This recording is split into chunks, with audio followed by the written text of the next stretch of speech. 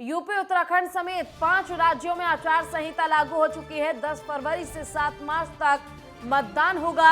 पांचों राज्यों के 10 मार्च को आएंगे नतीजे। 15 जनवरी तक जनसभाओं, रोड शो पर रोक लगा दी गई है। पहली बार डिजिटल चुनाव प्रचार पर ज्यादा जोर दिया गया। यूपी में 15 करोड़ से ज्यादा मतदाता मतदान करेंगे। तो आपको बताते चलें कि काफी दिनों से 2022 यानी कि इस साल में जो 5 राज्यों में होने हैं विधानसभा चुनाव, उसका इंतजार था और अब वो वक्त खत्म हुआ।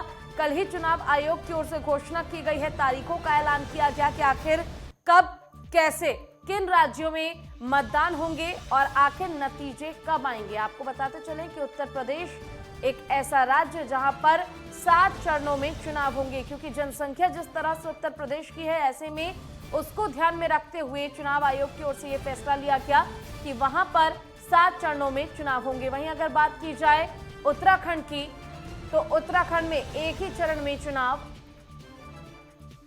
होने हैं और मतदान एक ही चरण में होंगे। साथ ही आपको ये भी बताते चले कि इन 5 राज्यों के नतीजे 10 मार्च को आ जाएंगे।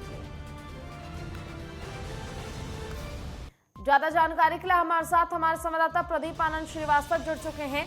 प्रदीप, चुनाव आयोग की ओर से तारीखों के ऐलान के साथ ही कुछ मापदंड भी तैयार किए गए, जिसका खास ख्याल रखना काफी ज्यादा जरूरी है तमाम पार्टियों के लिए। ऐसे में सबसे पहले अगर मैं बात करूं उत्तर प्रदेश की, तो 7 चरणों में मतदान होने हैं और अगर बात उत्तर प्रदेश की जाए तो जनसंख्या के हिसाब से भी सबसे बड़ा राज्य है उत्तर प्रदेश।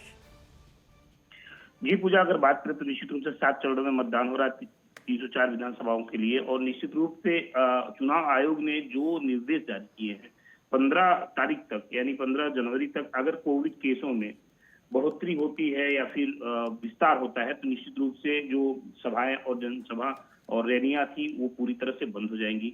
अगर कुछ कम होते हैं केस, तो निश्चित रूप से जो पार्टियां हैं उनको थोड़ी सी सहूलियत मिल सकती है। अन्यथा ऐसी स्थिति में अगर कोविड केस बढ़ते हैं तो ऐसी स्थिति में जो प्रत्याशी हैं, जो पार्टियां हैं, वो वर्चुअल प्रचार करेंगी, डिजिटल से प्रचार करेंगी और जो प्रत्याशी हैं वो 4 लोगों के साथ, यानी 4 अदर लोग और एक प्रत्याशी खुद, 5 लोग घर घर डोर टू डोर जाके कन्विंसिंग करेंगे।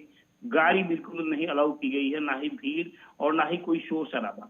इन सभी लोगों को मॉनिटरिंग करने के लिए, चूंकि चुनाव जो है, चुनाव आयोग का जो निर्देश है उसके अनुसार जो जिलाधिकारी हैं उनको डीओ बनाया गया है, मुख्य विकास अधिकारी को एडीओ बनाया गया है और सबसे छोटी कड़ी जो होती है प्रशासनिक व्यवस्था में वो होता है बीडीओ। बीडीओ को ऑब्जर्वर बनाया गया है।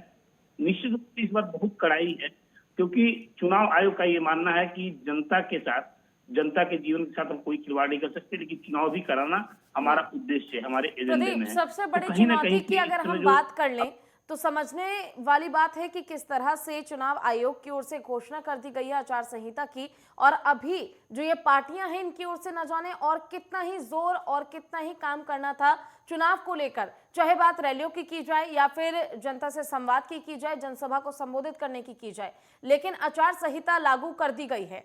तो ऐसे में क्या ये मान सकते हैं कि उत्तर प्रदेश एक ऐसा बड़ा राज्य जहां पर आचार संहिता का पालन किया जाएगा?